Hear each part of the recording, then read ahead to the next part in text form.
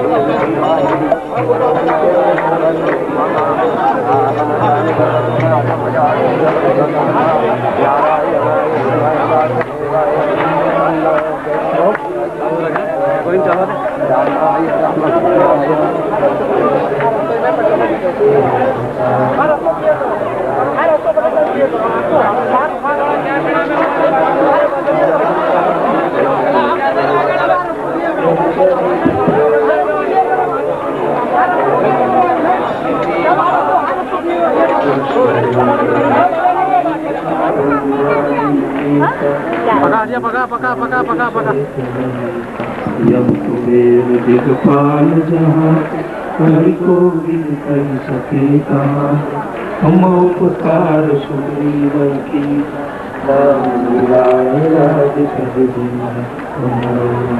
विभीषण माना लंकेश्वर सब जग जाना। पक्का साइड में जाइए यार। भोजन पर मधुर पर जाना। प्रभु मुद्रिका मेरी मुखमान जब फिरांगी गए चरजना। पक्का साइड में जाइए। काज जगत के शुभ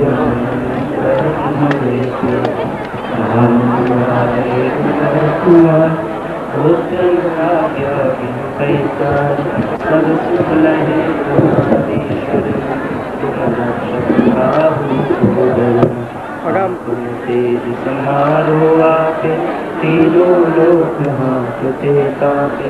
भूत पिशाच निकट नहीं आवे महावीर जब नाम सुनावे। हासे गाले सब पीरा जपत निरंतर। भाई जरा साइड में जाइए, मैंने पहले वीडियो कैमरा में लपड़ गई। हनुमान छुड़ावे मन तो वचन ध्यान जो लावे। हर पर राम तपस्वी राजा इनके काज सकल तुम साजा।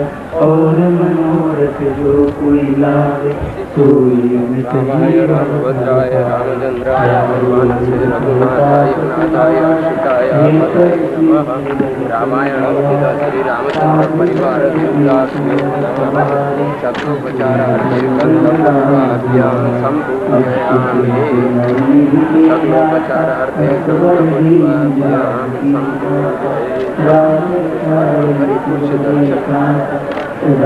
रामायणं श्री रामचंद्र देवताभ्यो नमः। शत्रुपचारार्थे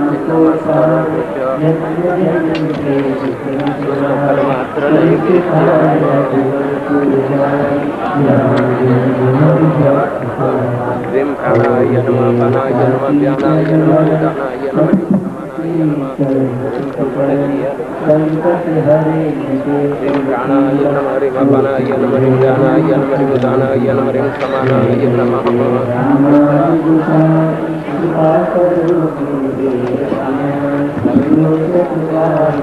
समर्पयामि।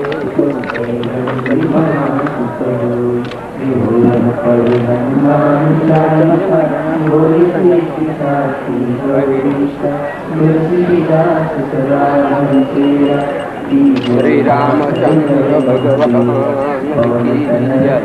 ओम अग्निर्देवता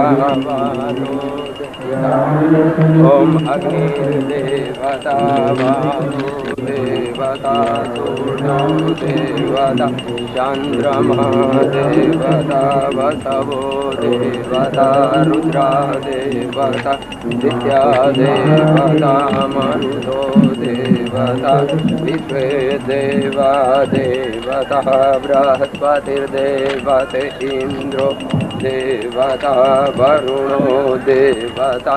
ओम आरात्रे पार्थिवगुं रजः पितुरप्रायिदामभिः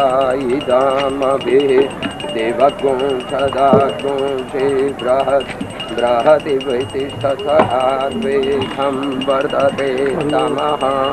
कर्पूरकरणं करुणावतारं संसारसारं भुजगेन्द्रारं सदा वसन्तं हृदयारविन्दे भवं भवानी सहितं नमामि। मंगलम भगवान विष्णुर्मंगलम गरुड़ध्वज मंगलम पुंडरीकाक्ष मंगलाय तनो हरि सर्वमंगलमांगल्ये शिवे सर्वार्थसाधके शरण्ये त्र्यंबके गौरी नारायण सीतारामचंद्र भगवान जलेन प्रदक्षिणान् कुर्यात्।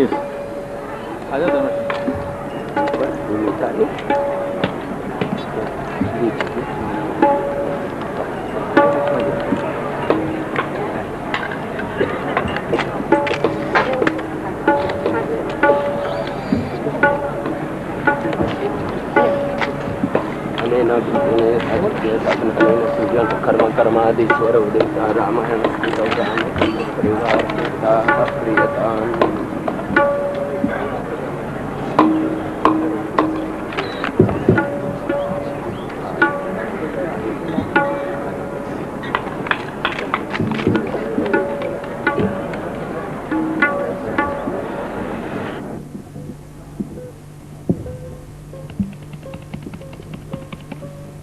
परम आदरणीय, परम श्रद्धेय, विश्ववंदनीय पूज्य बापू અત્રે આજની પોથી યાત્રા અને શુભારંભના નિમિત્તે ઉપસ્થિત માનનીય મેયરશ્રી, માનનીય નલિનભાઈ, મારા સૌ સાથીઓ, સીતારામ પરિવારના સૌ સભ્યજનો, ઉપસ્થિત સૌ ભક્તજનો, 500મી રામકથા, 500મું રામપારાયણ પરમ પૂજ્ય બાપુના હસ્તે આજથી ચિત્રકૂટ ધામ વડોદરા ખાતે થવાનું છે. એના આ શુભારંભ નિમિત્તે આપ સૌ ભક્તજનો, સૌ મહાનુભાવોનું અમે જે નિમિત્ત માત્ર છીએ તે આપનું હૃદયના ઉમળખાથી અત્રે સ્વાગત કરીએ છીએ. વડોદરા અને પૂજ્ય બાપુની રામકથાઓનો સંબંધ કંઈક વિશેષ રહ્યો છે, કંઈક અજોડ રહ્યો છે. વડોદરા ખાતેની આ 9મી રામકથા છે પૂજ્ય બાપુની, અને વિશ્વની 500મી રામકથા આ સ્થળે થવાની છે. તે નિમિત્તે આપ સૌ ખૂબ જ ઉત્સાહથી અને લાગણીથી અને આપ સૌની જે શ્રદ્ધા છે એ શ્રદ્ધાથી અહીંયા આગળ જે ઉપસ્થિત થયા છો તે પ્રસંગે ફરીથી એકવાર હું હૃદયના ઉમળખાથી આપનું આ ચિત્રકૂટ ધામ હસ્તે સ્વાગત કરું છું.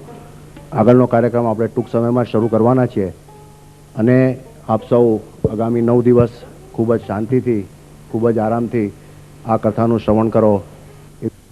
શુભેચ્છા સાથે વિનંતી છું. જય શ્રી રામ.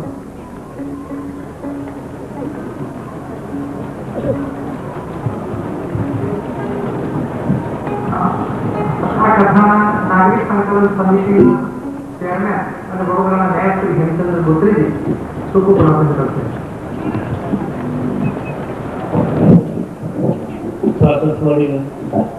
પૂજ્ય બાપુ, ઉપસ્થિત રામ ભક્તો,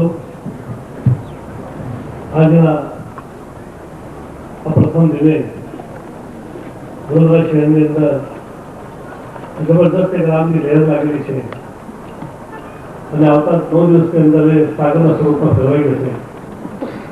આપ સૌ ઉપસ્થિત થયા છો. પૂજ્ય બાપુના આશીર્વાદ આપણા ઉપર છે. આ 10 દિવસ તો રામમય થઈને આપણે હિન્દુ સંસ્કૃતિ અને ભારતની જે સેવા કરવાની પ્રજ્ઞા લઈને ચાલ્યા છે તેમાં તેઓ આપણે પરિપૂર્ણ થાય એટલું મેં વિનવું છું. જય શ્રી રામ.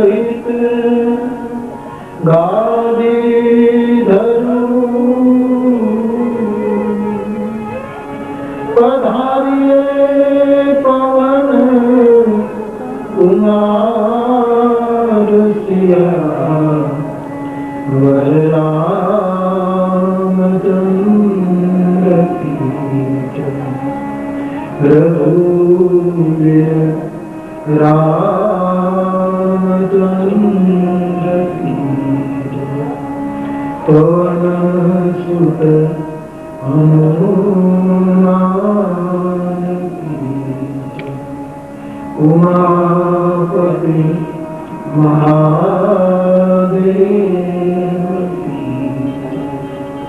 बोलो भाई सब संतन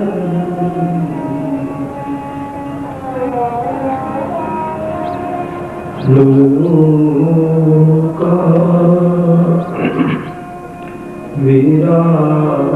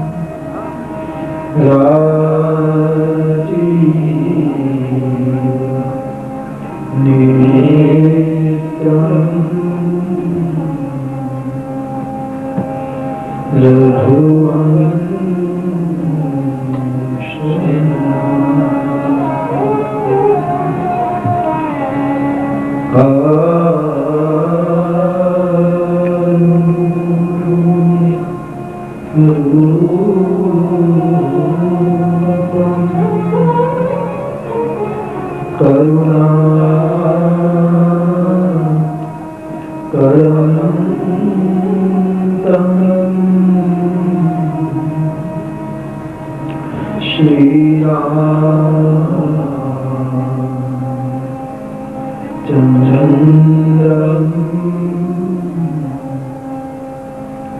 शरणं प्रपद्ये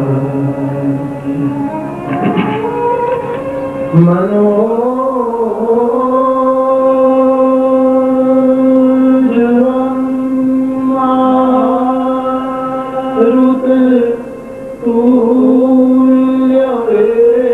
मारुततुल्यवेगं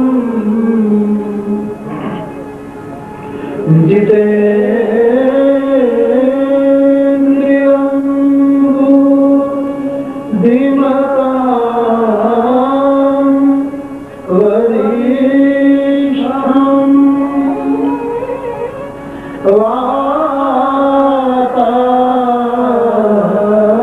वातात्मजं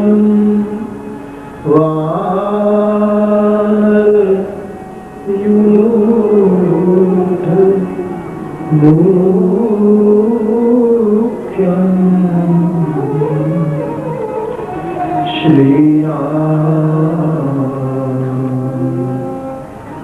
श्रीरामदूतं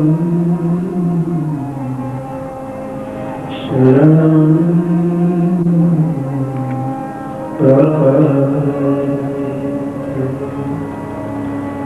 बोलिए रामचन्द्र भगवान की श्री बालकृष्ण भगवान की सद्गुरु भगवान की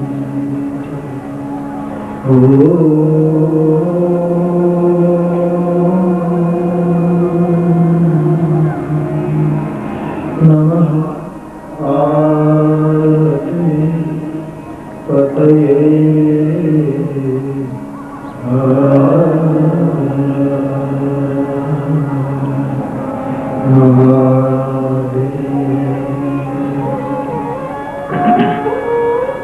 श्री राम जय राम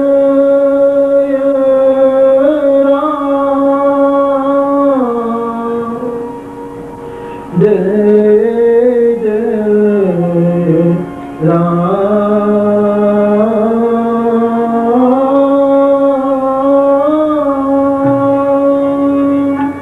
श्री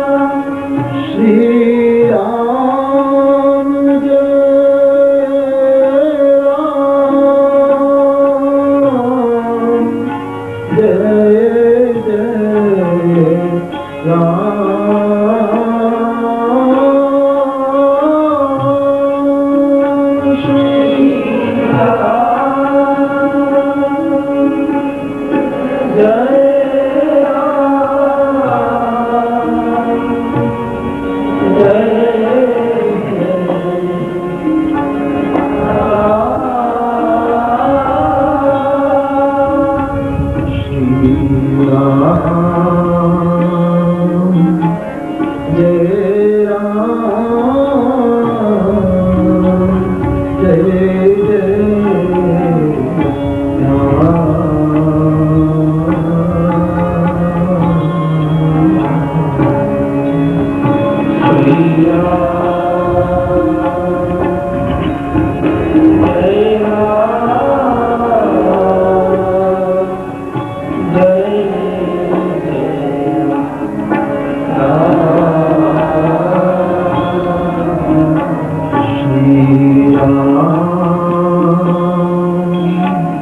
जय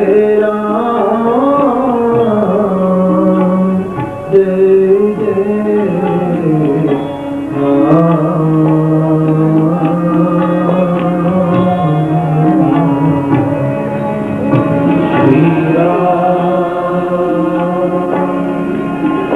जय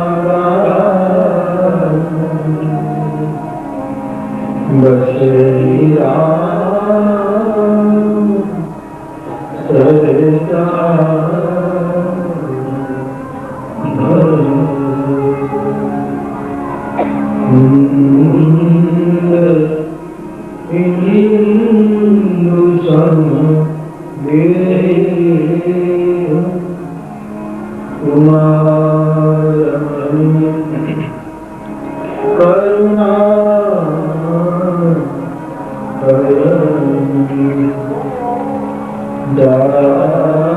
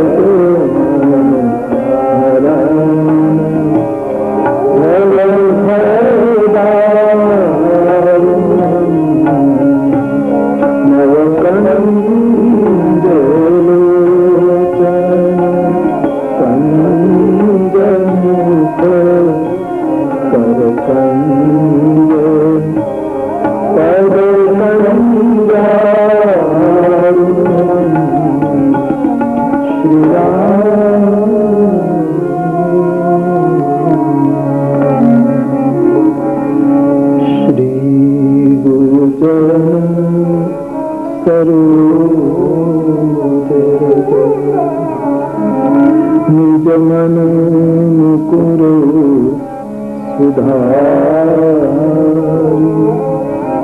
बरना रघुवर बिमल जस दुदायक फल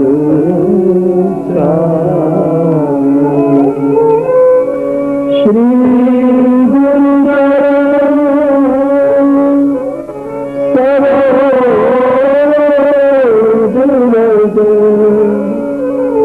निज मन मुकुर सुधारी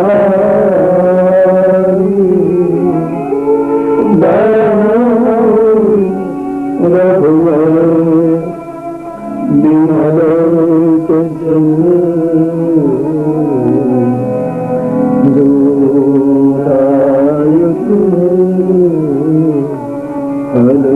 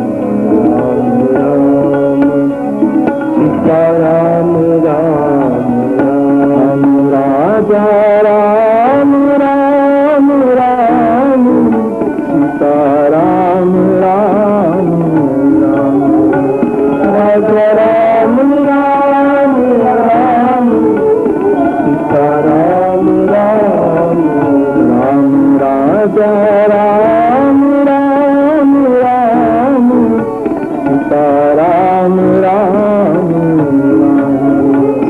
राजा राम राम राम सीता राम राम राम राजा राम राम राम सीता राम राम राम राजा राम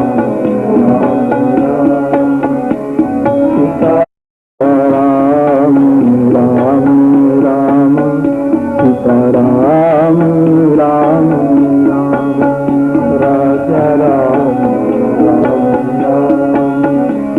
सीता राम राम सीता राम राम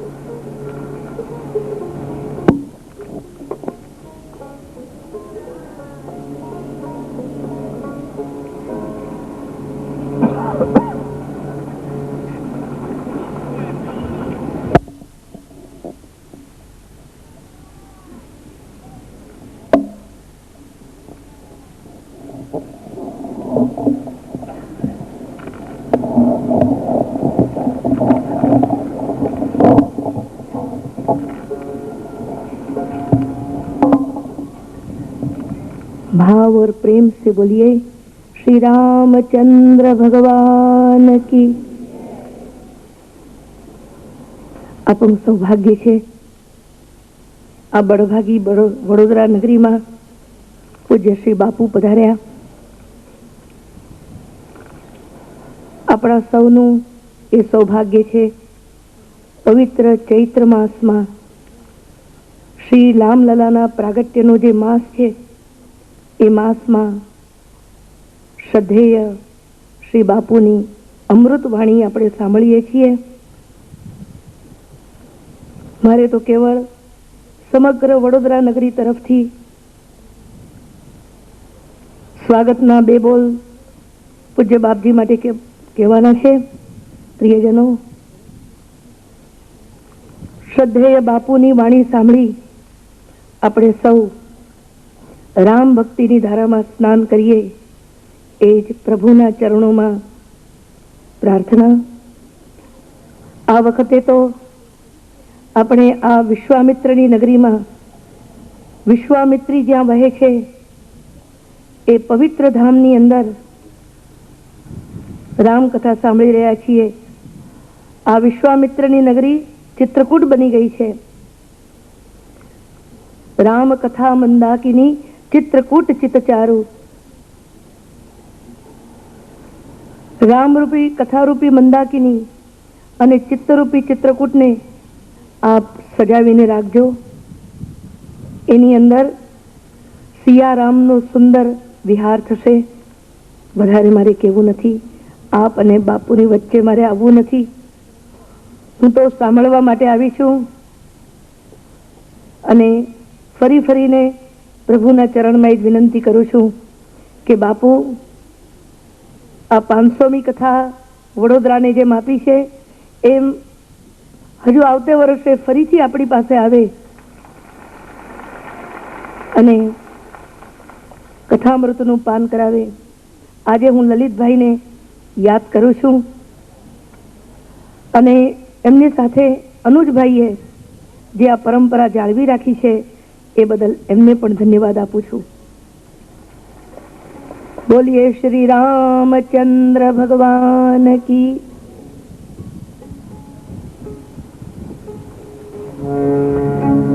बड़े भाग मानुष तनु पावा,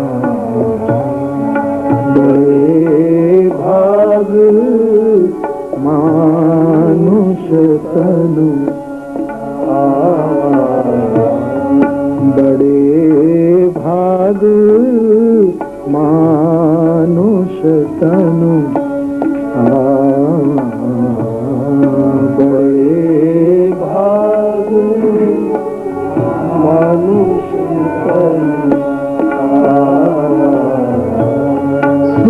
दुर्लभ सद ग्रंथ निगावा, दुर्लभ सद ग्रंथ निगावा,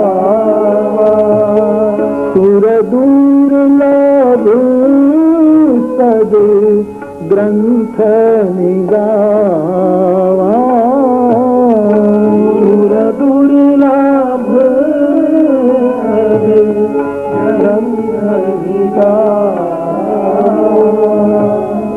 साधन धाम मोक्ष कर द्वारा, साधन धाम कर द्वारा साधन धाम मोक्ष कर द्वारा साधन धाम मोक्ष कर द्वारा पाइन जगी पर लोक सवारा पाइन जगी पर लोक सवारा पाइन जगी पर लोक सवारा पाइन जगी पर लोक सवारा साधन धाम मोक्ष करे द्वारा साधन धाम मोक्ष करे बड़े भाग मानुष तनु पावा बड़े भाग मनुष्य तनु पावा सुर दुर्लभ सद ग्रंथनि गावा दुर्लभ सद ग्रंथनि गावा बड़े भाग मानुष तनु पावा बड़े भाग मनुष्य तनु पावा मानुष तनु पावा मानुष तनु पावा मानुष तनु पावा मानुष तनु पावा मानुष तनु मानुष तनु श्री हनुमान जी महाराज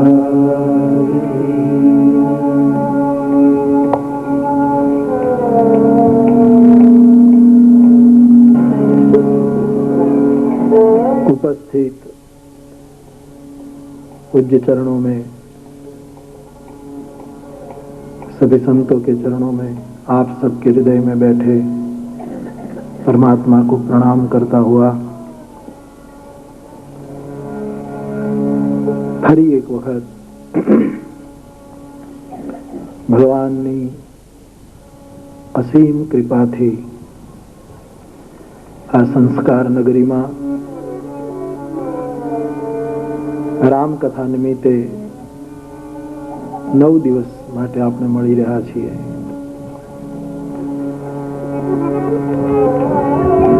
ગઈ કથામાં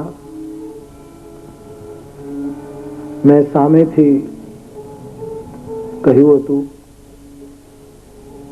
કે 500મી કથા ફરી વડોદરામાં ભગવાનની ઈચ્છા તો આપણે કરીશું અને એ યોગ પ્રભુએ બનાવ્યો એનો મને પણ આનંદ છે.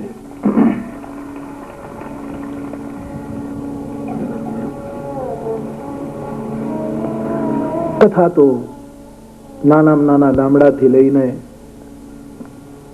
દુનિયાના મોટામાં મોટા નગરો સુધી વ્યાસગાદી કરતી જ રહી છે. દરેક જગ્યાએ કથાનું એક પોતાનું વાતાવરણ હોય છે, પરંતુ આ સંસ્કાર નગરીમાં હું તમારા વખાણ કરવા માટે નહીં, કદાચ ગઈ કથામાં હું પહેલે જ દિવસે બોલ્યો હતો એવું મારું સ્મરણ છે, પણ એટલું ચોક્કસ કહીશ કે રામકથા માટે વડોદરામાં એક પ્રકારની આસ્થા છે, એક પ્રકારની તમારી અવસ્થા પણ છે અને વિશિષ્ટ વ્યવસ્થા પણ છે. આસ્થા હોય પણ અવસ્થા ન હોય તોય તકલીફ, અવસ્થા અને આસ્થા બંને હોય પણ વ્યવસ્થા ન હોય તોય તકલીફ, વ્યવસ્થા અને અવસ્થા હોય પણ આસ્થા ન હોય, આ ત્રણેય બળભાગ હોય ત્યારે જ પ્રાપ્ત થાય છે. હું વિચારતો હતો બાપ કે આ મારો અનુભવ આપને કહું છું કે ભગવાન રામને, રામ કથાને, પૂજ્યપાદ ગોસ્વામી તુલસીદાસજી મહારાજને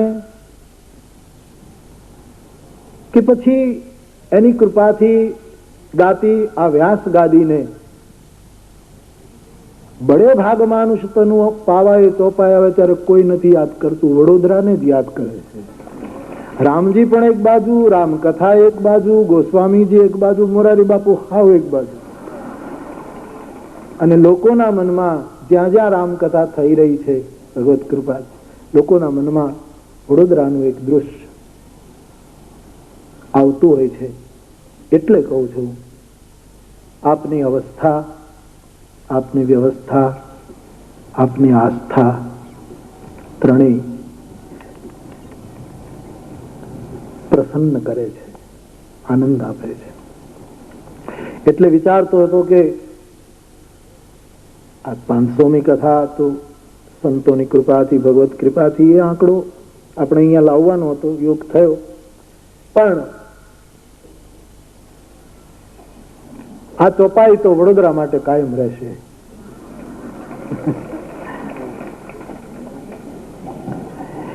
હવે ગયે વખતે જયારે તમે જાણો છો, મેં પણ સ્મરણ કર્યું કાલે રાત્રે, પછી મેં પૂછાયું કે ભાઈ ગયે વખતે આ બે પંક્તિ લઈને હું કયા વિષય ઉપર બોલ્યો હતો. મને પછી કેટલું બોલાય છે એટલે ખ્યાલ ન હોય કે કયો વિષય. પછી મને જણાવ્યું કે પંક્તિઓ આ હતી, એ તો મને પણ સ્મરણ બરાબર, પરંતુ રામચરિતમાનસમાં કયા પાત્રો બળભાગી છે, કયા પ્રસંગો બળભાગી છે, કઈ ઘટના બળભાગી છે, જ્યાં જ્યાં બળભાગ શબ્દ હતો એ બધા જ શબ્દો વાળી પંક્તિઓ લઈને 9 દિવસ આપણે એના ઉપર સાથે મળીને દર્શન કરતા હતા. આ વખતે પંક્તિઓ તો એની એ રાખું છું, બડે ભાગ માનુષ તન પાવ, પરંતુ આ બંને પંક્તિઓ, આ ચોપાઈ જે પ્રસંગમાં આવે છે એ આખો પ્રસંગ આ વખતે લઈ રહ્યો છું. જે રામકથાનો નિત્ય સ્વાધ્યાય કરે છે, પાઠ કરે છે, બધાને ખબર છે. કથા શ્રવણથી જે લગભગ બધાને ખ્યાલ છે. પ્રસંગ ઉત્તરકાંડનો છે. રામ રાજ્ય સ્થપાયા પછી, પ્રેમ રાજ્ય સ્થપાયા પછી, સત્યનું શાસન સ્થપાયા પછી ભગવાન રામજીએ પોતાના નગરવાસીઓને બોલાવ્યા છે સામેથી. અને નગરવાસીઓમાં ગુરુજી પણ છે, બ્રાહ્મણો છે, વિદ્વાનો છે, બધા જ લોકો આવ્યા છે. અને એની સામે ભગવાન રામ જે બોલ્યા છે એ પ્રસંગમાં આ બે પંક્તિઓ ભગવાન રામ જ બોલ્યા છે. પણ ભગવાનનું જે આખો પ્રસંગ છે એ આ વખતે, અને કુદરતી આ બધા યોગ હોય છે. હમણાં જ વડીલ શીખ્યા હતા ને કે ગુડી પડવો, નવું વર્ષ શરૂ થયું, આજ રામકથા, આ બધો કેટલો સુંદર યોગ છે બતાવતા હતા. પણ એક બહુ જ ગઈકાલ રાત્રે હું વિચારતો હતો, અને એક બીજો બહુ જ મોટો યોગ મને પ્રાપ્ત થયો, અને તે એ કે જે પ્રસંગ તમારી સામે હું લઈ રહ્યો છું એ 5 દોહા છે અને પંક્તિઓ 50 છે. 500મી કથા એનો 10મો ભાગ કરવો જોઈએ યજ્ઞમાં આહુતિ. એટલે આ 50 પંક્તિઓ ઉપર આ કથામાં હું તમે મળીને, અને ગોસ્વામીજીને પણ 500 વર્ષ લગભગ,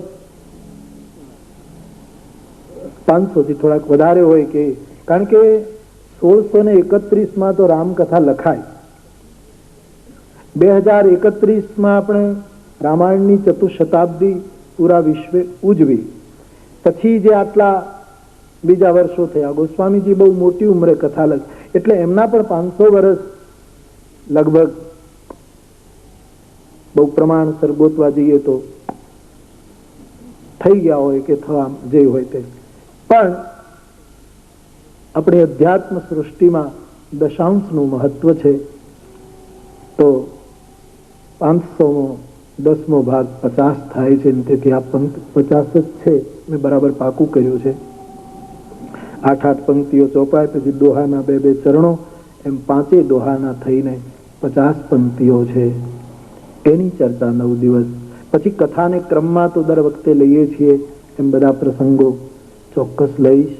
પરંતુ મૂળ આવો હું ને તમે ચિત્રકૂટ ધામમાં બેસીને આ સંસ્કાર નગરીને વધારે ને વધારે દુનિયાને પ્રેરણા આપે એવી બનાવતા બનાવતા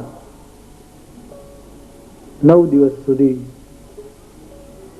દર્શન કરીએ, પ્રભુની વાણી સાંભળીએ. ભગવાન રામ સ્વયં બોલ્યા છે. કદાચ મેં ગઈ કથામાં પણ કહ્યું હશે, ફરી યાદ અપાવું કે ભગવાન રામ જે બોલ્યા છે એ સર્વદેશીય બોલ્યા છે. કોઈ એક દેશ માટે નથી બોલ્યા. એ હું અતિશયોક્તિ નથી કરતો, એક એક પંક્તિ આપ જોઈ લેજો. સર્વદેશીય વક્તવ્ય છે પ્રભુનું. એ દિવસે ભગવાન રામે પોતાનો દરબાર બોલાવ્યો હશે. સવારે 9-10 વાગે સભા શરૂ થઈ હશે. કેટલા સમય ચાલ્યો હશે ખબર નહીં સભાનું કાર્ય, પણ એટલા સમય પૂરતું જ એ પ્રવચન નહોતું. સર્વકાલીય એ શબ્દો છે, સર્વદેશીય શબ્દો છે, સર્વયુગીય છે, સર્વધર્મીય છે. કોઈ સાબિત કરી દે કે ભગવાન રામ બોલ્યા છે એ કોઈ ખાસ ધર્મ તરફ સંકેત છે. સર્વધર્મી. જ્યાં જ્યાં સત્ય છે, જ્યાં જ્યાં પ્રમાણિકતા છે, જ્યાં જ્યાં નીતિ છે, આ મૂલ્યવાન વસ્તુ પ્રભુએ પોતાના પૂર્વવાસીઓની સામે કહી છે. એટલે બહુ જ વિશાળ અર્થમાં વૈશ્વિક વિચારધારા રામચરિતમાનસમાં ભગવાન રામના મુખમાંથી જે નીકળી છે એનું હું તમે 9 દિવસ દર્શન કરીએ. બહુ જ મહત્વની વાતો પ્રભુ બોલ્યા છે. એક એક પંક્તિ લઈને એના ઉપર 9 દિવસ આપણે ચર્ચા કરીશું. મેં ગયા વખતે પણ કહ્યું હતું કે બહુ વર્ષોથી ભગવત કૃપાથી કથા થતી રહે છે. હવે કોઈ વિશિષ્ટ પ્રસંગ લઈને એને પ્રધાન બનાવીને સંક્ષેપમાં કથાના પ્રસંગો લઈને કથાનું અનુષ્ઠાન ચાલતું હોય છે. અને એ પણ એટલા માટે કે શ્રોતાઓનું સ્તર મને એમ લાગે છે કે ઉત્તરોત્તર ઊંચું થતું જાય છે શ્રવણ માટે. એટલે એ ગંભીર ચર્ચાઓ લઉં છું. વડોદરા માટે તો મેં કદાચ ગયે વખતે પણ કહ્યું હતું, આ વખતે પણ પાછું કહું કે કદાચ તમે એમ કહો કે બાપુ શ્રોતાઓનું સ્તર ઊંચું ગયું, એ કયા આધારે તમે પ્રમાણપત્ર આપો છો? એકમાત્ર પ્રમાણપત્ર છે, અને તે આટલી વિશાળ સંખ્યામાં હોવા છતાંય તમારી શાંતિ. દરેક જગ્યાએ જે રીતે લોકો શાંત બનીને શ્રવણ કરે છે એનું મોટામાં મોટું પ્રમાણ છે. તો બડે ભાગ માનુષ તનુ પાવા એ પંક્તિઓ જે પ્રસંગ અંતર્ગત છે એ જ પંક્તિઓને પ્રધાન રાખીને આખો પ્રસંગ 50 પંક્તિઓનું દર્શન આપણે 9 દિવસ સાથે. હું કોઈ ઉપદેશ મેં દરેક વખતે બહુ વિનમ્રતાથી સહજ કહું છું કે ઉપદેશ કરવાનું કોઈ અને એક વસ્તુ સમજી લઈએ કે ઉપદેશથી કાંઈ બહુ સમાજ સુધર્યો પણ નથી. હું ને તમે સાથે બેસીને ચૈત્ર નવરાત્ર છે, આમાં કોઈ મોટો કોઈ નાનો, કોઈ જ્ઞાની કોઈ અજ્ઞાની એવું કશું નહીં. એક સાથે આ ચિત્રકૂટ ધામમાં બેસીને 9 દિવસી આ પવિત્ર દિવસોમાં રામકથા દ્વારા, ભગવાનના શબ્દો દ્વારા આપણે આપણું જીવન દર્શન કરીએ. જીવન દર્શન બરાબર થાય તો એને વધારે વિકસિત કરીએ. વધારે વિકસિત થાય તો આપણે પૂર્ણના અંશ છીએ એટલે એને પૂર્ણ તરફ દોરી જઈએ. અને જો પૂર્ણ તરફ આપણે જઈ શકીએ તો એ પરમ પૂર્ણમાં સમાવાનો મારો તમારો અધિકાર છે. એટલે ત્યાં સુધી આપણે યાત્રા કરીએ. એ અર્થમાં સાથે બેસીને 9 દિવસ આ એક ચૈત્રી અનુષ્ઠાન છે. પહેલે દિવસે હંમેશા કથાનો મહિમાદાન કરવાનો હોય છે. પ્રારંભમાં પ્રાસંગિક એ કંઈ કહું એના પહેલા હમણાં 2-3 કથાઓથી હું કયા કરું છું એ વાત પણ અહીંયા મૂકું. ઘણી જગ્યાએથી આ એક પ્રશ્ન આવે છે મારી પાસે કે આજના કાળમાં આ કથાની પ્રાસંગિકતા શું?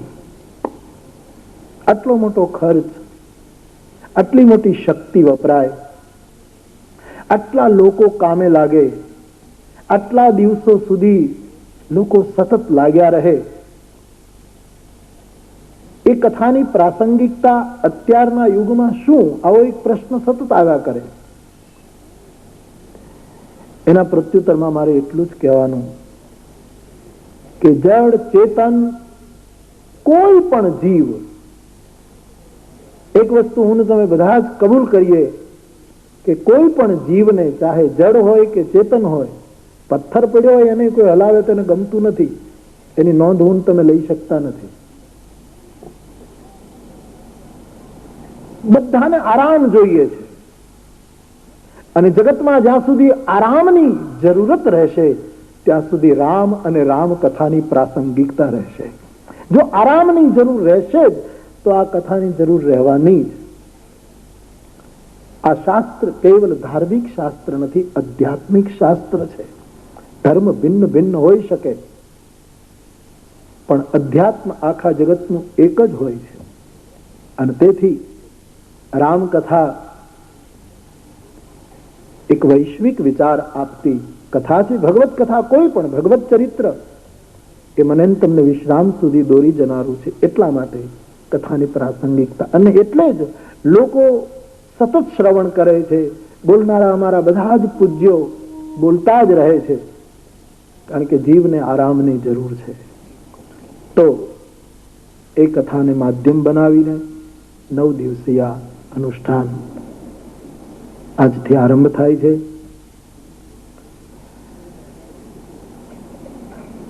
સ્વર્ગસ્થ લલિતભાઈ એમની જે આયોજનની શૈલી હતી, એની જે રીત હતી, એ જ લગભગ બધી રીત એમના ખાનદાનમાં આવી એ હું સતત જોઈ રહ્યો છું. અને તેથી મગન બાપા એજ્યુકેશન ફાઉન્ડેશન એમના નેજા નીચે શતાબ્દીની કથા પણ આપણે કરી, આ કથા પણ આપણે કરી રહ્યા.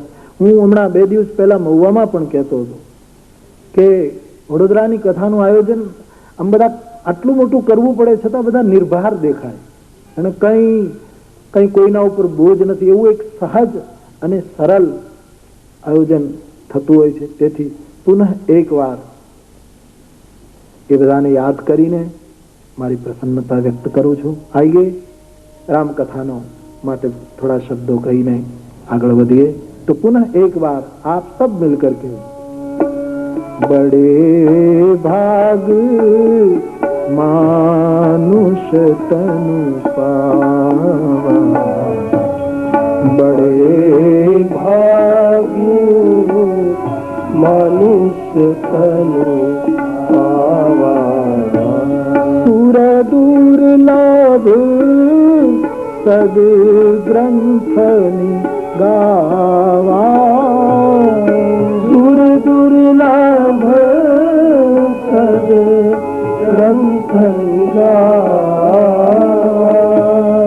साधन धाम मोक्ष कर द्वारा, साधन धाम मोक्ष कर द्वारा, पाई न देही पर लोक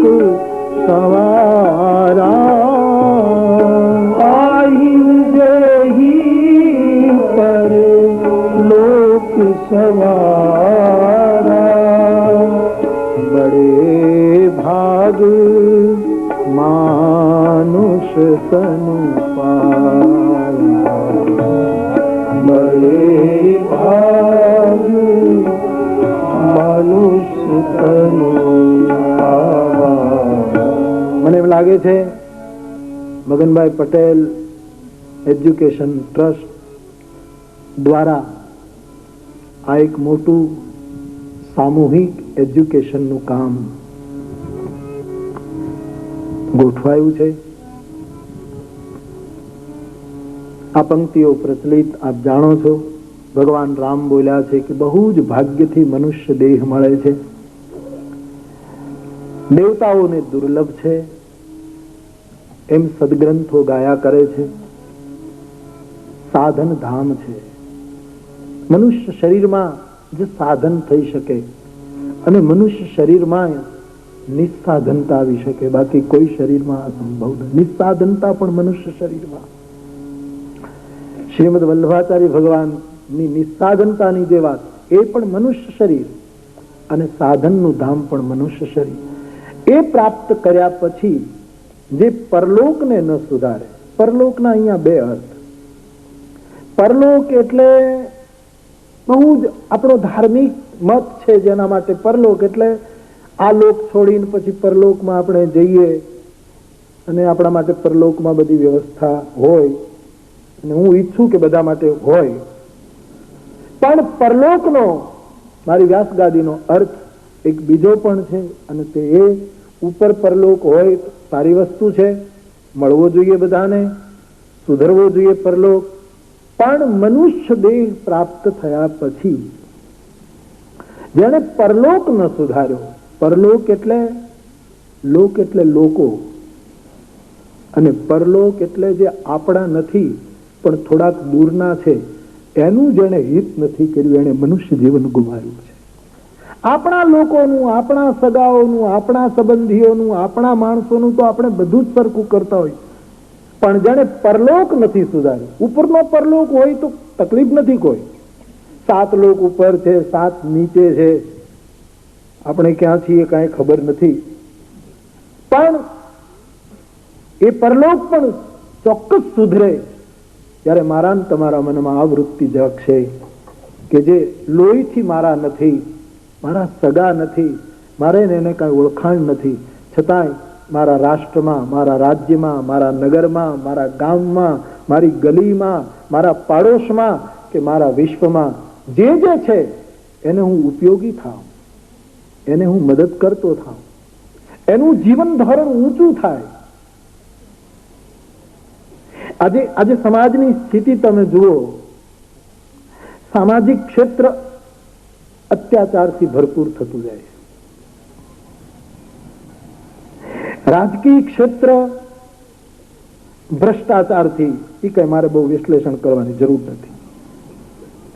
ધાર્મિક ક્ષેત્ર પણ કોઈ કોઈ જગ્યાએ જે રીતે ઘટનાઓ બહાર આવે છે એ ઉપરથી ધાર્મિક જગત પણ બલાત્કાર અને અમુક પ્રકારના ખોટા આચારોથી દુર્ગંધ મારતું દેખાય અમુક જગ્યાએ, જ્યારે એવી ઘટનાઓ આપણે સાંભળીએ છીએ ત્યારે. એટલે કે મહત્વના બધા જ ક્ષેત્રો જ્યારે કોઈ ને કોઈ રીતે ઓછા વધુ પ્રમાણમાં દૂષિત છે, એવા સમયે રામકથા એક આશ્રય છે, એક સહારો છે. આમાંથી હું ને તમે સમાજમાંથી અત્યાચાર થોડો ઘણો ઓછો થાય, કુરિવાજો ઓછા થાય, અંધશ્રદ્ધા નિર્મૂલ થાય, લોકોમાં સમજ પેદા થાય, એવું જો આપણે થોડું થઈ શકે. ભ્રષ્ટાચાર જ્યાં વ્યાપો છે એનું શુદ્ધિકરણ થાય, બલાત્કાર અને વ્યભિચારની જે ઘટનાઓ ઘટતી રહે છે એમાં કંઈક શુદ્ધિકરણ થાય, એવું જો આપણે કરી શકીએ તો એક મોટું યોગદાન સંસાર માટે ઘણા. અને એ દ્રષ્ટિથી આપણે બહુ જ ગંભીર બનીને 9 દિવસ આ એક જેમ પ્રયાગની અંદર કુંભ ભરાતો અને ભારતના ઋષિમુનિઓ એકત્રિત થઈ અને પૂરા વિશ્વની સમસ્યાઓનો ઉકેલ શોધતા, ક્યારેક નૈમિષારણ્યમાં બેસીને જગતની સમસ્યાઓનો ઉકેલ શોધવાના પ્રયાસો જે આપણે ત્યાં થતા હતા, આવો હું ને તમે બધા મળીને એવો એક સાત્વિક પ્રયાસ કરીએ. કે જન જનમાં એક એવું જાગરણ આપણા સૌના જીવનમાં પ્રગટે, જેથી કરીને એક બહુ જ ઉજળું ભવિષ્ય હું તમે જોઈ શકીએ. તો પરલોક સુધરે, આ લોકમાં, આ ધરતી ઉપર જ્યાં હું તમે રહીએ છીએ ત્યાં આજુબાજુ જે બીજા લોકો, પારકા લોકો, પરલોકનો અર્થ જે બીજા લોકો છે, એના માટે હું તમે કંઈક કરતા થઈએ, બસ મારી દ્રષ્ટિ એનો પરલોક સુધરી ગયો. તો ખૂબ જ મોટા ભાગ્યથી મનુષ્ય દેહ મળે છે, સુર દુર્લભ છે, સદગ્રંથો ગાય છે, આમાં સાધનો, બધા જ સાધન આમાં મનુષ્ય દેહમાં થઈ શકે છે. અને એ સાધનો દ્વારા, એ સમજણ દ્વારા, એ જાગૃતિ દ્વારા જે પારકાને ઉપયોગી થાય. બીજાના માટે રામચરિતમાનસમાં એક અકાટ્ય સૂત્ર છે. તમારે કોઈ દિવસ દુઃખી ન થવું હોય તો એક ચાવી છે રામચરિતમાનસમાં. અને હું અનુભવથી આપને કહું બાપ, કારણ કે તમારી જે શ્રદ્ધા છે એને કોઈ વ્યાસગાદી કોઈ દિવસ છેતરી ન શકે. એટલે બહુ જ દિલથી કે આખા જગતને દુઃખથી મુક્ત થવું છે, સુખી થવું છે. અને દુઃખથી ખરેખર મુક્ત થવું હોય, કોઈ દિવસ આપણા જીવનમાં દુઃખ આવે જ નહીં એવું જો આપણે ઈચ્છતા હોઈએ તો એને એક અદ્ભુત મંત્ર રામચરિતમાનસે આપ્યો છે. એ પ્રમાણસર હું આપને કહું.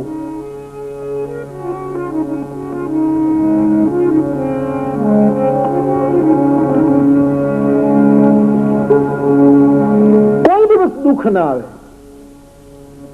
કયો મંત્ર? તુલસીદાસજીએ લખ્યો છે કે એ વ્યક્તિને કોઈ દિવસ જીવનમાં દુઃખ નહીં આવે. સપને જેમ પારસમણી હાથમાં આવી જાય ને લોઢું સોનું થઈ જાય.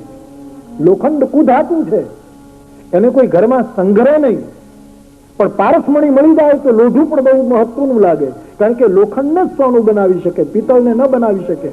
એ વખતે ત્રાંબુ આપણને ગમે નહીં, ચાંદી ગમે નહીં. એ વખતે લોખંડને મહિમા આપણને સમજાય કે અમારી પાસે પારસમણી છે અને એ લોઢાને સોનું કરી નાખશે. એમ એક પારસમણી છે સુખી થવાનો, ગોસ્વામીજીએ કહ્યો છે. એક જ સૂત્ર છે કે એને કોઈ દિવસ જગતમાં દુઃખ નહીં મળે. જેના જીવનમાં આખા જગતનું હિત કરવાની ઈચ્છા સમાયેલી હશે, પ્રત્યેક વ્યક્તિનું કલ્યાણ કરવાની જેના હૃદયમાં ભાવના હશે, મારો બજાનો કોઈ પણ વ્યક્તિ હશે એ બધાનું સબકર હિત તાકે, બધાનું હિત કરવાની જેની મનોવૃત્તિ હશે, ગંભીરતાથી જે માણસ એવી રીતે સંકલ્પિત હશે કે બધાનું હિત થાય. કબહુ દુઃખ સબ કર હિત તાકે,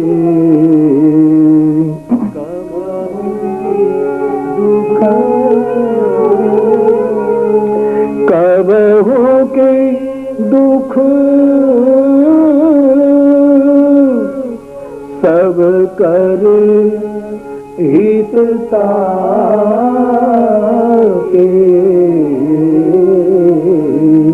તેહી કી દરિદ્ર પરસ મની જાગે, તેહી દરિદ્ર પરસ મની જાગે. બહુ જ અનુભવ કરવા જેવો આ મંત્ર છે બાપ. ખાલી તમારો અનુભવ શું થાય હું અત્યારે નહીં કહી શકું, તમે જ કહી, પણ એક ચૈત્ર મહિના પૂરતી સંકલ્પ કરો કે એક મહિના સુધી 100% મારા સંકલ્પો, મારી વૃત્તિ, મારી પ્રવૃત્તિ એવી રહેશે કે જેમાં બધાનું હિત થાય. આવો સંકલ્પ જેનો હશે એને દુઃખ આવી શકે જ નહીં. એના માટે કોઈ દિવસ દુઃખ સંભવી શકે જ નહીં.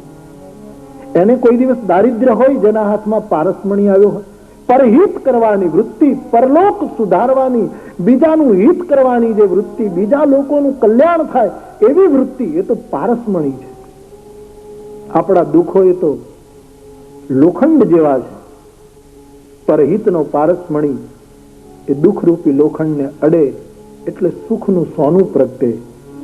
એ નિર્વિવાદ સત્ય છે. તો પરલોકનો મારો અર્થ, વ્યાસગાદીનો અર્થ એ અર્થમાં લેજો જે હું તમે અનુભવી શકીએ કે બીજા લોકો જે છે એ બધાનું હિત થાય. ને એમ કરતા કરતા કોઈ બીજો રહે નહીં, કોઈ પરલોક રહે જ નહીં. હું તમે જ્યાં છીએ ત્યાં જ વૈકુંઠ ઊભું થાય, ત્યાં જ સાકે, ત્યાં જ ગોલોક નિર્માણ થાય. એવી એક અનુભૂતિમાં હું તમે પ્રવેશ કરીએ તો પરલોક એનું હિત કરવાની વૃત્તિ આપણામાં જાગે, વિકસે. છે તો બધામાં, સદગુણો કોનામાં નથી? પણ ખરાબ ગુણો મારા ને તમારા ઉપર એવા આક્રમક બને છે કે સદગુણોને, આમ તમે પુરાણો વાંચો, પુરાણોની કથા સાંભળો તો તમને બધાને ખબર છે કે દેવતાઓ અને દાનવો આ બંનેની લડાઈઓ થયા જ કરે. અને દેવતાઓ આમ પ્રમાણમાં પેલા કરતા સારું જીવે છતાં હાર્યા જ કરે. રાક્ષસો એને હરાવી જ દે. આવા પુરાણમાં પ્રસંગો આપને મળ્યા કરે. આમ બહુ દૈવી ગુણો એનામાં, પણ છતાંય દેવતાઓ એને પરાજિત કર્યા જ કરે. ભગવાનની પાસે ફરિયાદ ગઈ ત્યારે પ્રભુએ કહ્યું કે એક જ ઉપાય છે કે આ લોકો તમને માર્યા જ કરશે, તમે પરાજિત થયા જ કરશો, પણ એક ઉપાય છે, સમુદ્ર મંથન કરો અને એમાંથી જો અમૃત નીકળે અને અમૃત તમે પી જાઓ તો પછી તકલીફ નહીં થાય. એને જો આપણે આપણા અનુભવમાં લઈએ તો આપણા સદગુણો, આપણું સારાપણું, આપણો સરળ સ્વભાવ એ બધું સારું છે, પણ જ્યારે બુરાઈ આવે છે, આપણો સ્વાર્થ દેખાય છે ને એ બધા છે, ત્યારે આપણા સદગુણો હંમેશા દબાઈ જાય છે. દેવતાઓ પરાજિત થાય, સંસ્કારો થોડાક દબાય, વિકારો પ્રબળ બને.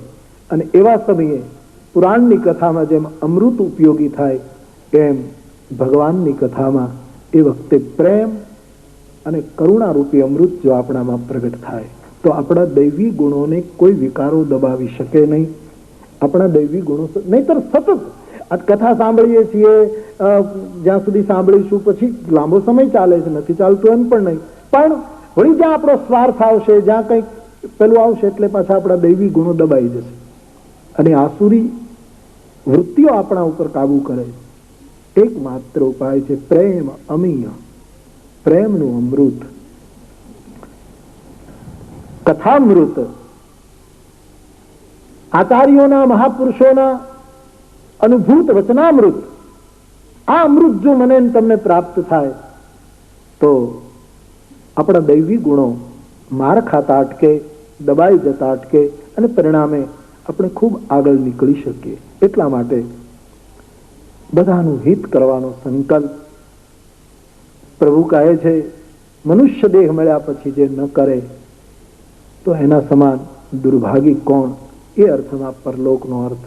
બાકી આ પંક્તિની ચર્ચા ગઈ કથામાં ખૂબ થઈ છે. અનેક દર્શનોના માધ્યમથી, એની રાજાપુરી દર્શન, કવિ કોઈ દર્શન, કવિ કોઈ દર્શન, ઘણી રીતે આ બે પંક્તિઓને વેદનીય ઋચાના અર્થમાં એકમ સદવિપ્રા બહુધા વદંતી એ ન્યાયે અનેક દ્રષ્ટિથી આપણે જોયું હતું, એટલે એનો બહુ વિસ્તાર નહીં કરતા પ્રસંગને જ કાલથી પહેલેથી ઉઠાવીશ કે ભગવાન શું બોલ્યા છે. કેટલી વૈશ્વિક વાતો, કેટલી સર્વધર્મીય વાતો, એ બિલકુલ અકાટ્ય. કોઈ એમ ન કહી શકે કે આમાં અમારી વાત નથી. એવી જે વાતો પ્રભુએ સાર્વભૌમ વાતો જે કરી એને હું તમે શ્રવણ કરીએ 9 દિવસ. અને આ 9 દિવસીય આ અનુષ્ઠાન જેની કૃપાથી થયું છે એની જ કૃપા એને પૂરું કરે. આઈએ દર વખતના ક્રમ પ્રમાણે હનુમાનજી અને ગણેશજીને વંદન કરી લઈએ. આખું આયોજન એને સમર્પિત કરી દઈએ કે આપ સંભાળે. ગાઈએ ગણપતિ જગવંદ, ગાઈએ ગણપતિ શંકર સુવન ભવાની નંદન શંકર સુવન ભવાની નંદન ગાઈએ ગણપતિ જગવંદન ગાઈએ ગણપતિ જગવંદન મંગલ મૂર્તિ મારુત નંદન મંગલ મૂર્તિ મારુત નંદન सकल अमंगल मूल निकंदन सकल अमंगल मूल निकंदन मंगल मूर्ति मारुत नंदन मंगल मूर्ति मारुत नंदन वर्णानामर्थ संघानां रसानां छन्दसापि मंगलानां च कर्तारो वन्दे वाणी विनायको वन्दे वाणी विनायको वन्दे वाणी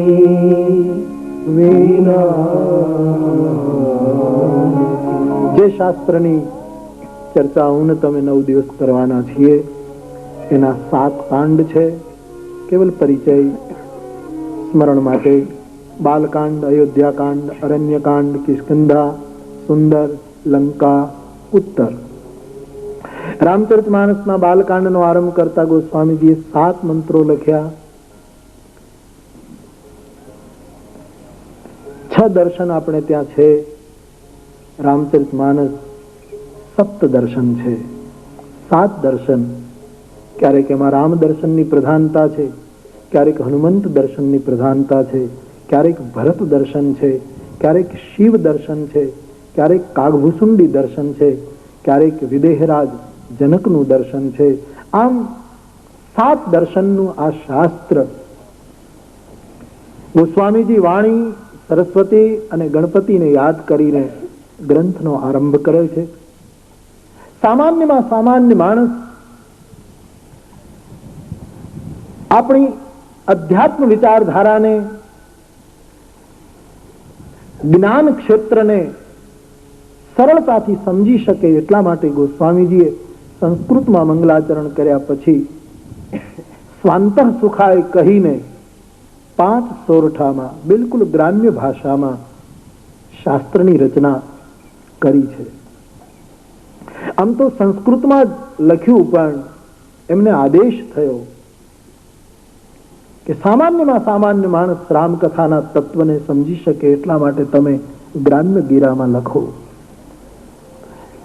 તુલસીદાસજી અને ભગવાન શંકરનો સાક્ષાત્કાર થયો ગોસ્વામીજીને ત્યારની એક ઘટના છે. એના મૂળ ચરિત્રોમાં લખાયું છે કે ગોસ્વામીજીએ ના પાડી કે ભગવાનનું ચરિત્ર જ્યાં વેદો નેતિ કહીને ઉભા રહે, હું કઈ રીતે લખી શકું, અને હું એમનામ અનુભવ વગર લખું એ મને ગમતું નથી. મને ભગવાનની લીલા બતાવો તો હું એ પ્રમાણે લખું. ભગવાન શ્રીમદ મહાપ્રભુજી વલ્લભાચાર્ય મહારાજ, શ્રી ચૈતન્ય મહાપ્રભુ આદિ આદિને વૃંદાવનમાં શ્રીધામમાં પરમાત્માનું ચરિત્ર, એની લીલાઓ પ્રત્યક્ષ દેખાય અને પછી એમણે પોતાના ભક્તોમાં એની ચર્ચા કરી. એમ ગોસ્વામીજી માટે પણ એ સત્ય છે કે એમણે ભગવાન શંકર પાસે આ ભાવ રાખ્યો કે પહેલા મને રામજીનું ચરિત્ર બતાવો અને જે ચરિત્ર આપ મને બતાવો એટલું હું લખીશ. અને ચિત્રકૂટમાં ગોસ્વામીજીને એ બધા જ ત્રેતાકાલીન ચરિત્રોની અનુભૂતિ ભગવાન મહાદેવે કરાવી અને પછી ગોસ્વામીજીએ જે એણે જોયું એ ચરિત્રનું આલેખન કર્યું છે. 5 સોરઠા બિલકુલ સરળ હિન્દીમાં લખ્યા. પહેલા ગણેશજીની વંદના, પછી લક્ષ્મીનારાયણની વંદના, શિવજીની, ભવાનીની વંદના અને ગુરુની વંદના કરતી વખતે સૂર્યને યાદ કરીને સનાતન ધર્મમાં પંચદેવોની જે પ્રસ્થાપનાની વાત આદિ જગતગુરુ શંકરાચાર્ય મહારાજે જે સમન્વયની વાત કરી હતી એ સિદ્ધાંતને પહેલો મૂક્યો. સુમિરત સિદ્ધિ હોય ગણનાયક કરિવર વદન કરહુ અનુગ્રહ સોય બુદ્ધિ રાશિ શુભ ગુણ સદન મૂક હોય બાચાલ પંગુ ચઢે ગિરિબર ગહન જાસુ કૃપા સુદયાલ દ્રવૌ સકલ કલિમલ દહન નીલ સરોરુહ શ્યામ તરુણ અરુણ બારિજ નયન કરહુ સુમમ ઉરધામ સદા क्षीर सागर शयन कुंद इंदु समदे उमा रमन करुणा अयन जाहि दीन परने करहु कृपा मरदनमयन बंदौ गुरुपद कंज कृपा सिंधु नर रूप हरि महामोह तम पुंज जासु वचन रवि करनिक. 5 સોરઠાઓ લખ્યા. આપણે ત્યાં સનાતન પંથમાં વૈદિક પરંપરામાં માનનારા માટે આદિ જગતગુરુ શંકરાચાર્ય ભગવાને 5 દેવની વાત કરી કે ગણેશ, વિષ્ણુ, દુર્ગા, શિવ અને સૂર્યની ઉપાસના વૈદિક ધર્મનું અવલંબન લેનાર કરવી જોઈએ.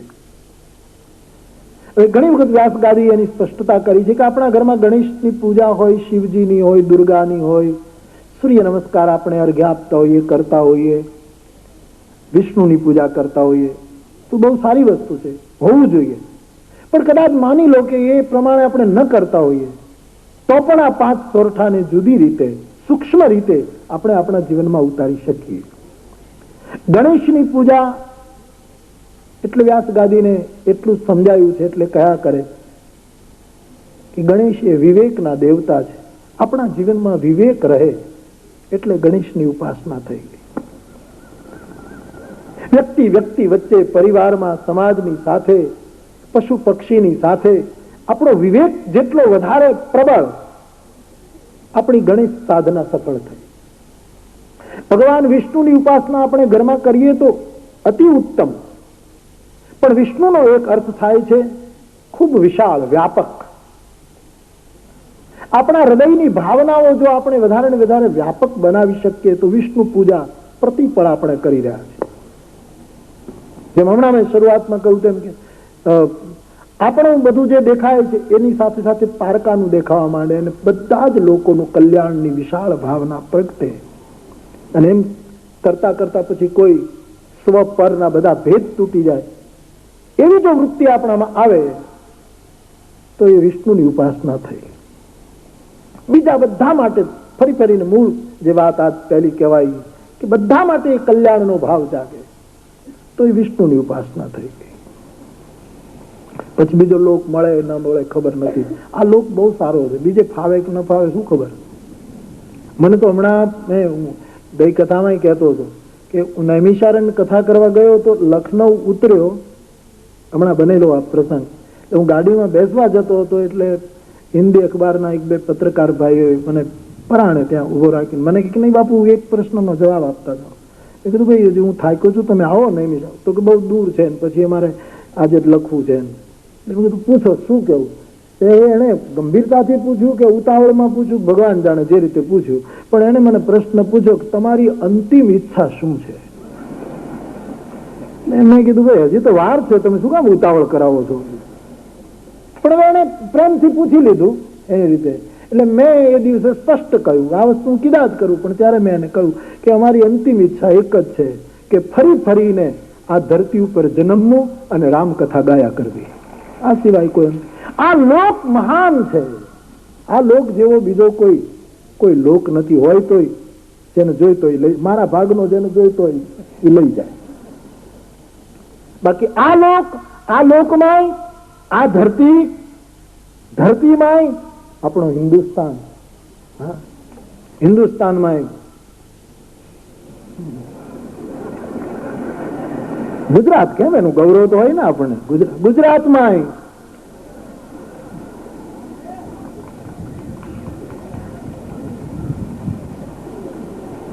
બસ મારો કહેવાનો અર્થ, આ લોકમાં કોઈ પારકા ન રહે એવી વિશાળ ભાવના આપણા જીવનમાં જન્મ જન્મ બની રહે એ વિષ્ણુ ઉપાસના છે.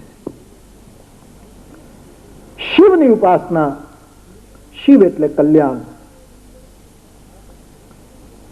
બીજાનું કલ્યાણ થાય એ શિવ અભિષેક નિત્ય થયો. દુર્ગાની ઉપાસના ભવાની શંકરો વંદે શ્રદ્ધા વિશ્વાસ રૂપિણો. ભવાની એટલે શ્રદ્ધા, આપણી શ્રદ્ધા બની રહે, અંધશ્રદ્ધા નહીં, ઘેલછા નહીં, ખોટો આવેશ નહીં. મૂળ શ્રદ્ધા તો કેટલી મોટી વસ્તુ છે શાસ્ત્રમાં. જ્ઞાનનો આરંભ એ શ્રદ્ધા વગર નથી, ભક્તિનો આરંભ શ્રદ્ધા વગર નથી, ધર્મનો આરંભ શ્રદ્ધા વગર નથી. આદૌ શ્રદ્ધા આચાર્યોએ ફરમાયું છે, પણ એ શ્રદ્ધાને ઘણી વખત આપણે ખોટી રીતે જોઈએ છીએ, ખોટી ગેલછામાં એને આપણે ઘણી વખત કલંકિત કરીએ છીએ, મલિન કરીએ છીએ. મૂળ શ્રદ્ધા એ શ્રદ્ધા એ ગૌરી પૂજા છે. અને કાયમ અજવાળામાં જીવવું, કાયમ પ્રકાશમાં જીવવું, જાગૃતિમાં જીવવું એ સૂર્ય પૂજા છે. તો આ 5 સોરઠામાં 5 દેવોની પ્રતિષ્ઠા કરી શાંકર મત અને વૈષ્ણવી મતનો સમન્વય કર્યો. સૂક્ષ્મ અર્થમાં આ રીતે આપણે લઈએ તો એ 5 દેવતાઓની પૂજા ગણાશે. અને પછી ગોસ્વામીજી ગુરુ વંદનાથી આ શાસ્ત્રનો આરંભ કરે છે. બંદવ ગુરુપદ પદમ પરાગા, રામચરિતમાનસની પહેલી પંક્તિ, ત્યાંથી આ શાસ્ત્રનો આરંભ થાય છે. એનો ગુરુ વંદનાથી આરંભ આવતીકાલે આપણે કરીશું વિધિવત. ટૂંકમાં 7 કાંડનું આ સપ્તદર્શીય શાસ્ત્ર જે સર્વધર્મી, સર્વદેશી, સર્વકાલીય, સર્વયુગીય, આટલી વિશાળ અર્થમાં જે પોતાનું દર્શન મૂકી રહ્યું છે એ દર્શન આપણે સાથે બેસીને 9 દિવસ કરીશું. ભગવાન રામના મુખમાંથી નીકળેલી એ સાર્વભૌમ વાતોને આપણે આપણા જીવનમાં કેટલે અંશે લઈ શકીએ એનો 9 દિવસ આપણે વિચાર કરીશું. અને ગણેશ અને હનુમાનજીની કૃપાથી આખું આયોજન એમના ચરણમાં સુપ્રત કરીને પહેલા દિવસનું એ સંક્ષિપ્ત કથન હું અહીંયા પૂરું કરવા જાઉં છું. પરંતુ કથાને, આજની કથાને વિરામ આપું એના પહેલા आरती ने जय जयकार थाय एना पहला कुछ क्षणों के लिए भगवान नाम का आश्रय करे. कोई पण प्रवचन, कोई पण यानी कथा हरि नाम वगर अधूरी रहे छे. चैतन्य महाप्रभुए तो कहेलू कि हरि नाम वगरनी बधी ज विद्या ए विधवा छे, सधवा नथी. प्रभुनु नाम એટલા માટે भाव और श्रद्धा के साथ भीतर से कुछ क्षणों के लिए हरे रामा रामा राम सीता राम राम राम हरे राम राम राम सीता राम राम राम हरे राम राम राम सीता राम राम राम हरे राम राम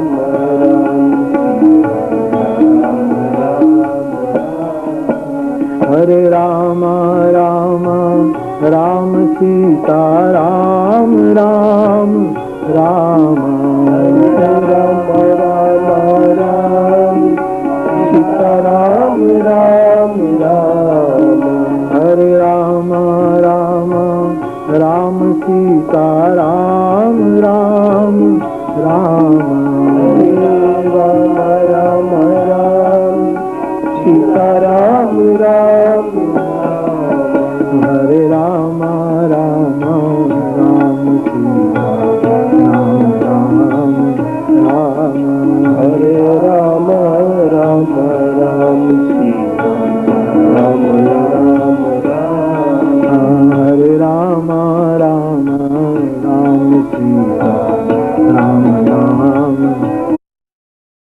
राम राम सीता राम राम राम हरे राम राम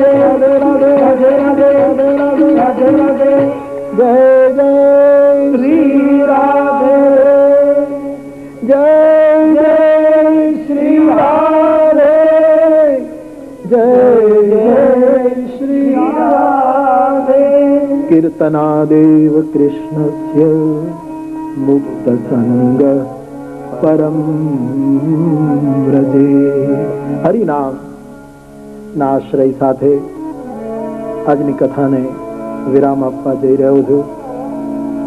પહેલા તો તારીખ આપ સૌ જાણો છો આગળની હતી, પરંતુ થોડી મુશ્કેલીને લીધે ચેન્જ કરવો પડ્યો.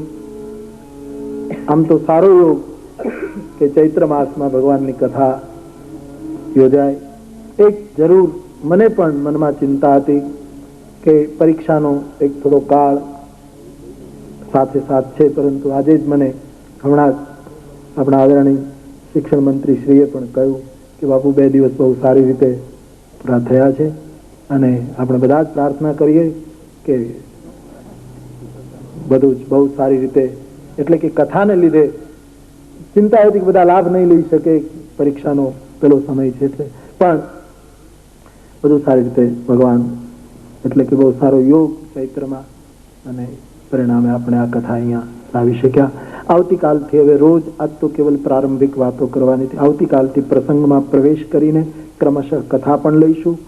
રોજ કથા સવારે 9 વાગે શરૂ થશે અને 12:30 આસપાસ પૂરું થશે. મેં હમણાં જ રસ્તામાં અનુજભાઈને મારો મનોરથ કહ્યો, એમણે એકદમ વાત સ્વીકારી પણ છે. જો કે હું કહેવામાં મોડો છું, થોડીક એમને તકલીફ પણ થાય સ્વાભાવિક, પણ એમને પણ એ વાત ગમી છે. મેં હમણાં કહ્યું કે વ્યાસગાદી ઘણા સમયથી એમ ઈચ્છા કરે છે કે જ્યાં કથા હોય ત્યાં આજુબાજુના વિશિષ્ટ વ્યક્તિઓ કે જે સમાજ માટે પોતાનું જીવન જેણે સમર્પિત કર્યું હોય, વિવિધ ક્ષેત્રમાં, કોઈ પણ ક્ષેત્રમાં, જેણે સમાજને, રાષ્ટ્રને, વિશ્વને ઉપયોગી થયા હોય, એવા વિશિષ્ટ વ્યક્તિઓનું સન્માન પણ રોજ કથાના આરંભમાં વ્યાસગાદી પાસે થાય.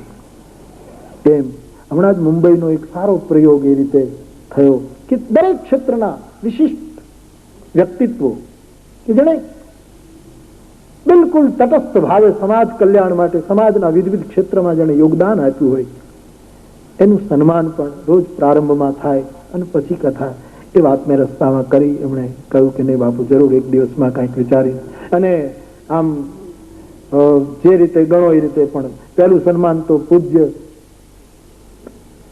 બેટેજી મહારાજનું આપણે કર્યું, પણ એ રીતે વંદના આપણે કરી કાલથી કે પરમ દિવસથી જે રીતે આયોજકોને થશે. તો એક પણ સાથોસાથ વિશિષ્ટ વ્યક્તિઓને સમાજ ઓળખે, આપણે એની વંદના કરીએ, એવું કાર્ય પણ સાથે. તો ટૂંકમાં સવારે 9 વાગે રોજ કથા શરૂ થશે. 12:30 આસપાસ કથાને રોજ વિરામ અપાશે. કથા એક જ સમય, હવે ઘણા વખત તેવું કરી રહ્યો છું, એટલે આજે અહીં કથા વિરામ લે છે. આવતીકાલે 9 વાગે કથા શરૂ થશે.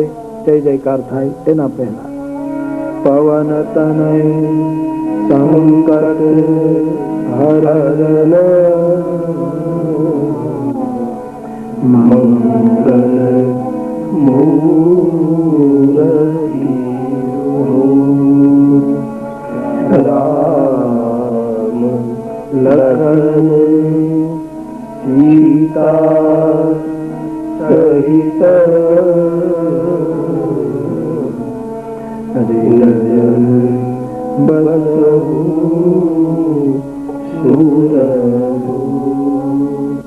બોલીએ હનુમાન. તો આજની કથા વિરામ લે છે. આવતીકાલ સવારે 9 વાગે આગળ વધીશું ભાવ और श्रद्धा के साथ. बोलिए रामचंद्र भगवान की जय. श्री बालकृष्ण भगवान की जय. सद्गुरु भगवान की जय.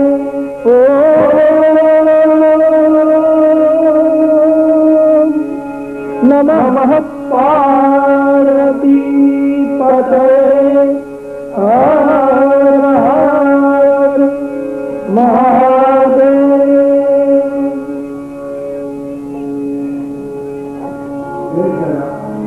આજના આશીર્વાદમાંનો બધી ભારતીય યુવતી ફરી હવે યુવતી ભારતીય વર્ષોએ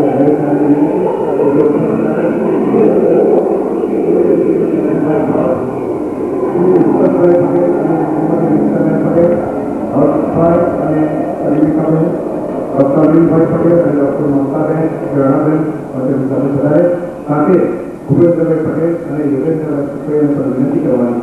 તેઓ ઉતાવળથી ઉપરના બાબતો ફરીથી પણ જાહેર કરવાની. મેયર સાહેબ શ્રી અને શ્રીમતી હેમચંદ્રભાઈ ભોજે, શ્રી અને શ્રીમતી આનંદભાઈ ભટ્ટ, વસ્ત્રભાઈ તેમના અનિતાબેન સાથે, વર્ષભાઈ અનિતાબેન સાથે, અનિલભાઈ મોકાબેન સાથે, પ્રેરણાબેન, આજના માનવીય અમારા ગૃહમંત્રી શ્રીમંત ગાયકવાડ સરકાર શ્રી રણજીતસિંહ ગાયકવાડ અને શ્રીમતી સુભાગીની સાથે બધાએ સાથે ભૂપેન્દ્રભાઈ પટેલ અને યોગેન્દ્રભાઈ સુપડી.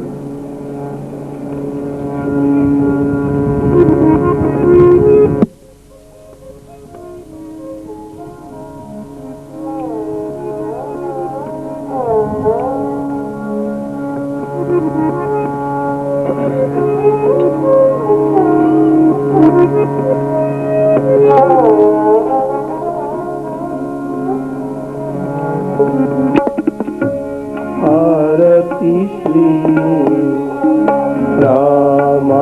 रामायणी कीरति कलित ललित की आरती श्री रामायणी गावत ब्रह्मादिक नारद वाल्मीक विज्ञान विशारद सुख सरस्वती ऐसी हर्षारद मरणि पवन सुत की आरती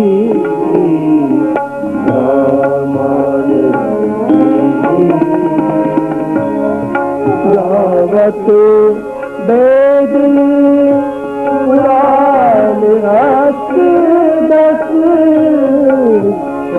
शास्त्र सब ग्रंथन को रस मुनिजन धन संतन को सर्वस सार अंश सम्मति सब की आरती श्री रामायणी गावत संतत शंभु भवानी अरुगत संभव मुनि विज्ञानी ज्ञानी कवि मर्ग बखानी काग भूषूरी गरुड़ के आरती श्री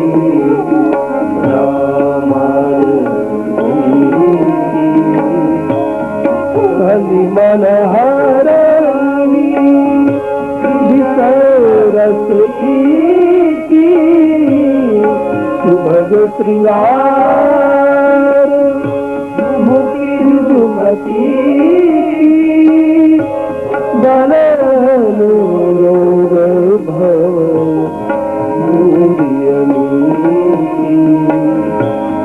सात बात सब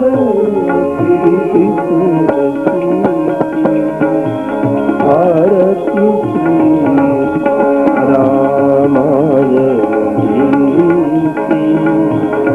कीरति कलित ललित